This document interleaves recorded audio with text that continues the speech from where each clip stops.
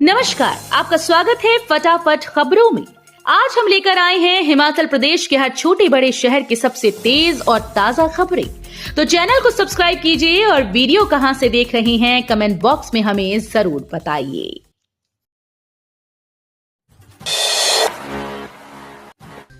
मुख्यमंत्री सुखविंदर सिंह सुक्खू बोले, बिजली की शेड्यूलिंग से हर साल होगी 200 करोड़ की आय।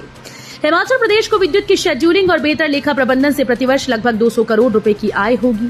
केंद्रीय विद्युत नियामक आयोग ने विद्युत उत्पादन केंद्रों से मुफ्त बिजली की शेड्यूलिंग और लेखा प्रबंधन को व्यवस्थित करने के लिए नई प्रक्रिया को स्वीकृति प्रदान की।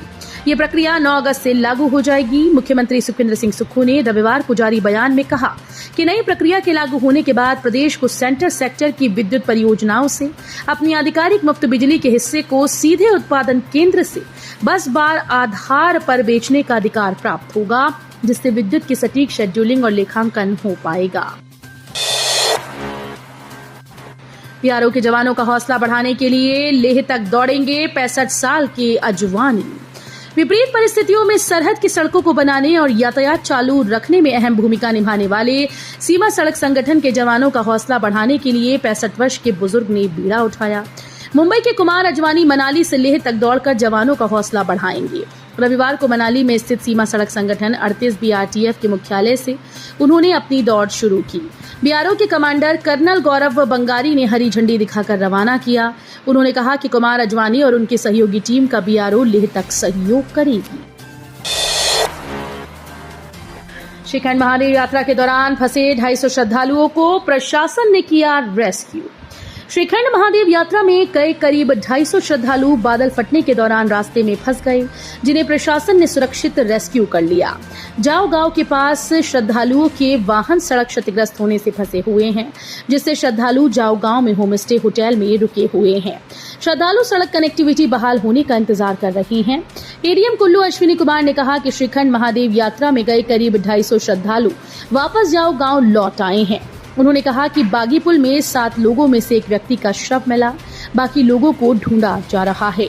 उन्होंने कहा कि रोड बहाल होने के बाद श्रद्धालु अपने वाहनों को लेकर वापस लौटेंगे।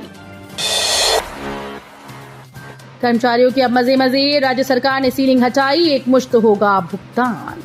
हिमाचल प्रदेश सरकार ने कोर्ट के आदेश वाले मामलों में वेतन से संबंधी या अन्य एरियर का भुगतान करने के दिशा निर्देश तय किए। राज्य सरकार ने न्यायालय के आदेशों के बाद कर्मचारियों की एरियर की बकाया राशि के भुगतान के संबंध में स्पष्टीकरण जारी किया। इसके अनुसार बकाया राशि के लिए चरणबद्ध भुगतान योजना की रूपरेखा तैयार की गई। राज्य में 2012 को तत्कालीन सरकार ने भुगतान को लेकर सीलिंग लागू की थी। इसे अब सरकार ने वापस ले लिया है। जनवरी 2012 में जारी किए गए आदेशों में वित्त विभाग ने एरियर के भुगतान के लिए सीलिंग लगा दी थी। इस महीने से निजी अस्पतालों में हिमकेयर बंद, सरकार ने जारी किए आदेश। प्रदेश के प्राइवेट हॉस्पिटल्स में सरकार द्वारा चलाई जा रही हिमकेयर योजना के कार्ड से इलाज नहीं मिलेगा।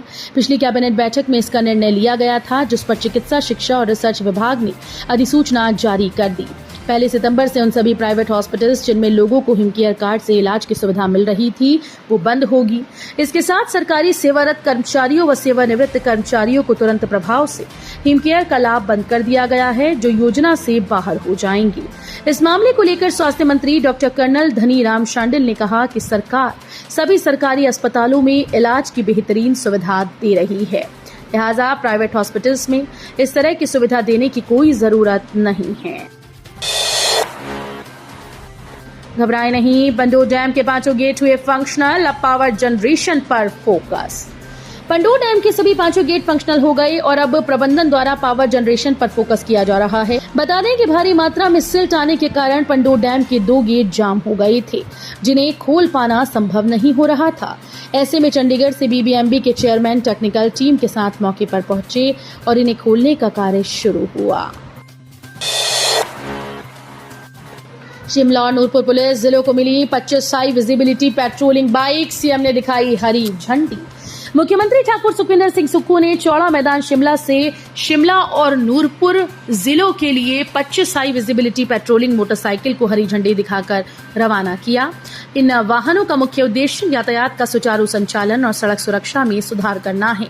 उन्होंने बताया कि हिमाचल प्रदेश में सड़क सुरक्षा में सुधार के लिए कई नवीन कदम उठाए गए। प्रथम चरण में लगभग 3.72 करोड़ रुपए की लागत से शिमला के लिए 19 और नूरपुर पुलिस जिला के लिए 6 पेट्रोलिंग मोटरसाइकिल प्रदान की गई हैं।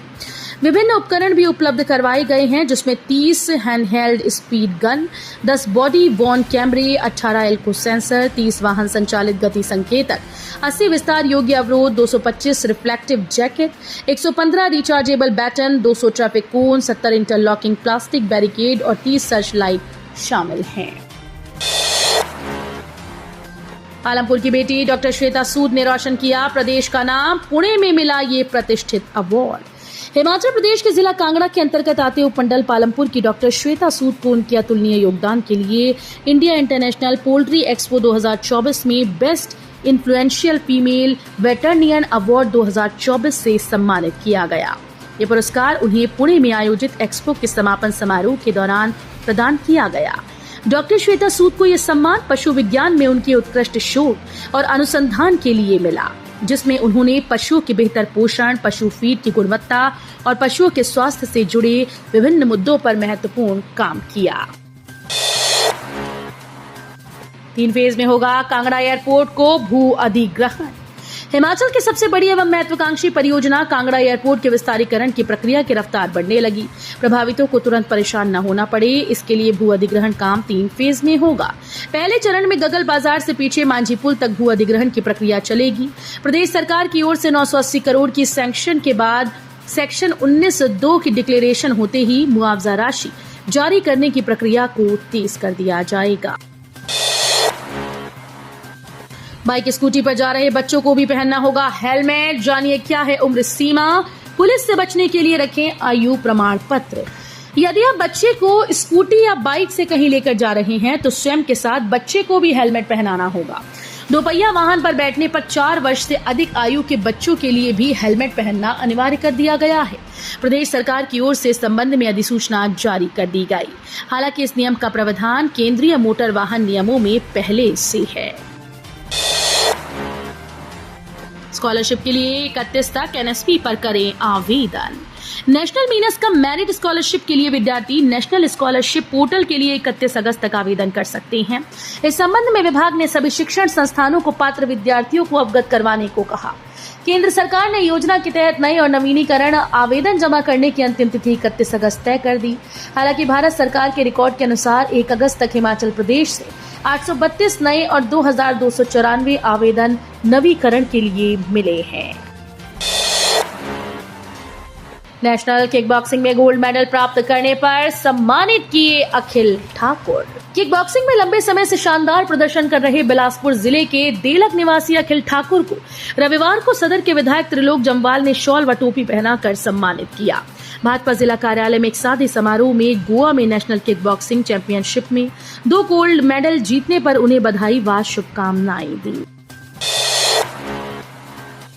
पुलिस गश्त के दौरान बरामद किया 2.227 किलोग्राम गांजा, आरोपी गिरफ्तार। पुलिस थाना बद्दी के तहत एक व्यक्ति से 2.227 किलोग्राम गांजा बरामद कर गिरफ्तार किया गया है। जानकारी के मुताबिक पुलिस ने गश्त के दौरान शक के आधार पर मनीष कुमार निवासी समीरपुर बिहार की तलाशी के दौरान गांजा बरामद किया।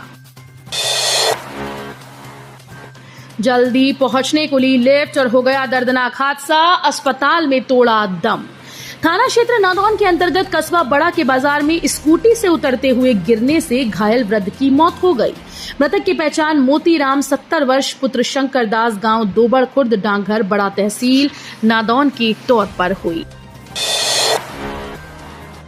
तो ये थी आज की फटाफट खबरें। हम मिलेंगे अगले बुलेटिन में, तब तक के लिए धन्यवाद। जय हिंद।